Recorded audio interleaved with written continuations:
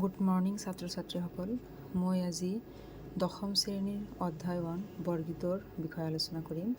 প্ৰথমতে আমি পাঠভিত্তিক যিবিলাক কুৱেশ্যন দিয়া আছে সেইবিলাকৰ বিষয়ে আলোচনা কৰিম। 1 নম্বৰ আছে চমুকৈ প্ৰশ্নৰ উত্তৰ দিয়া। নেৰিবা বান্ধৱ মোক জীৱনী মৰণে, কবিয়ে জীৱনী মৰণে নেৰিবৰ বাবে কাক অনুৰোধ কৰিছে?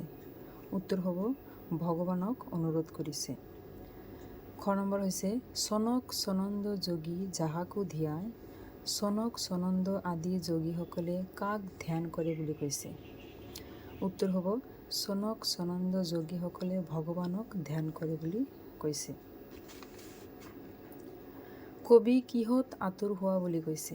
কবিয়ে সাংসাৰিক দুখ বিষয় বাসনাত আতুৰ হোৱা বুলি কৈছে। ঘ নম্বৰ হৈছে তোমাৰ পাঠ্য বৰগীতটো কোনে ৰচনা কৰে? শ্ৰী শ্ৰী মাধৱদেৱ। বৰগীতটো কি ৰাগত বন্ধা আছে? এনচাৰ হ'ব বৰগীতটো বসন্ত ৰাগত বন্ধা আছে। কবিয়ে বান্ধৱ বুলি কাক সম্বোধনা কৰিছে? কবিয়ে বান্ধৱ বুলি ভগৱানক সম্বোধনা কৰিছে। মোহপাশ মানে কি? মোহপাশ মানে হ'ল মায়াৰ বান্ধন। তোমালোকে ইয়াৰ উপৰিও আৰু কিছুমান অতি চমু প্ৰশ্নৰ উত্তৰ মই বনাই দিছোঁ, সেইবিলাক তোমালোকে ভালকৈ মন কৰিবা, কাৰণ তোমালোকৰ পৰীক্ষাত ওপৰঞ্চি কুৱেশ্যন এনচাৰ বহুতো আহিব, তোমালোকৰ শ্বৰ্ট কুৱেশ্যন বেছি থাকিব। অতি চমু প্ৰশ্ন উত্তৰ। শ্ৰী শ্ৰী মাধৱদেৱৰ জন্ম কেতিয়া আৰু ক'ত হৈছিল? লখিমপুৰ জিলাৰ নাৰায়ণপুৰৰ লেটেকু পুখুৰীত 1489 চনত হৈছিল। খ নম্বৰ হৈছে মাধৱদেৱৰ পিতৃ আৰু মাতৃৰ নাম কি আছিল? মাধৱদেৱৰ পিতৃৰ নাম গোবিন্দগিৰি ভূঞা আৰু মাতৃৰ নাম মনোৰমা। মাধৱদেৱ কাৰ শিষ্য আছিল? বা মাধৱদেৱৰ গুৰুৰ নাম কি আছিল? উত্তৰ হ'ব শংকৰদেৱ। মাধৱদেৱৰ সাহিত্য জীৱনৰ কীৰ্তিস্তম্ভ কি আছিল? উত্তৰ হ'ব নামঘোষা। নামঘোষাক আন কি নামেৰে জনা যায়? হেজাৰীঘোষা। মাধৱদেৱৰ একমাত্ৰ নাটকখনৰ নাম কি? দধিমথন।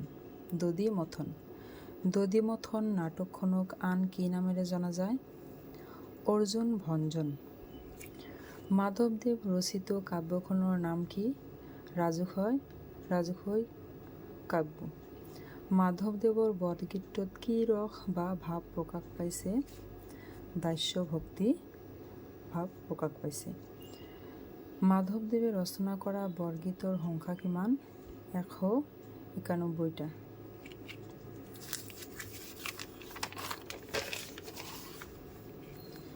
বৰগীতবোৰ কি ভাষাত ৰচিত? বৰগীতবোৰ ব্ৰজাৱলী ভাষাত ৰচিত। ব্ৰজাৱলী ভাষাৰ মূল ভেটি কি? মৈথিলী। বৰগীত কি? শংকৰদেৱ আৰু মাধৱদেৱ বিৰচিত গীতবোৰক বৰগীত বুলি আখ্যা দিয়া হৈছে। স্বৰ শব্দৰ অৰ্থ কি? স্বৰ শব্দৰ অৰ্থ হৈছে ছিঙি দিয়া। শ্ৰীকৃষ্ণৰ চৰণ দুখনক কবিয়ে কি বুলি অভিহিত কৰিছে? শ্ৰীকৃষ্ণৰ চৰণ দুখনক কবিয়ে মহাধন বুলি অভিহিত কৰিছে। বৰগীতবোৰ কাক প্ৰধান কৰি গোৱা হৈছে? ভগৱান শ্ৰীকৃষ্ণক প্ৰধান কৰি গোৱা হৈছে। শ্ৰী শ্ৰী মাধৱদেৱে কোন ধৰ্মৰ প্ৰচাৰক আছিল? শ্ৰী শ্ৰী মাধৱদেৱ নৱ বৈষ্ণৱ ধৰ্মৰ প্ৰচাৰক আছিল। নামঘোষাখনক কিয় হেজাৰীঘোষা বোলা হয়? নামঘোষাখনত 1000টা ঘোষা থকা বাবে এইখনক হেজাৰীঘোষা বোলা হয়। মাধৱদেৱৰ দুখন আখ্যানমূলক ৰচনাৰ নাম লিখে। ৰাজসই কাব্য আৰু আদিকাণ্ড ৰামায়ণ। মাধৱদেৱৰ দুখন তত্ত্বমূলক ৰচনাৰ নাম লিখে। এনচাৰ হ'ব জন্ম ৰহস্য, ভক্তি ৰত্নাৱলী, নাম মালিকা।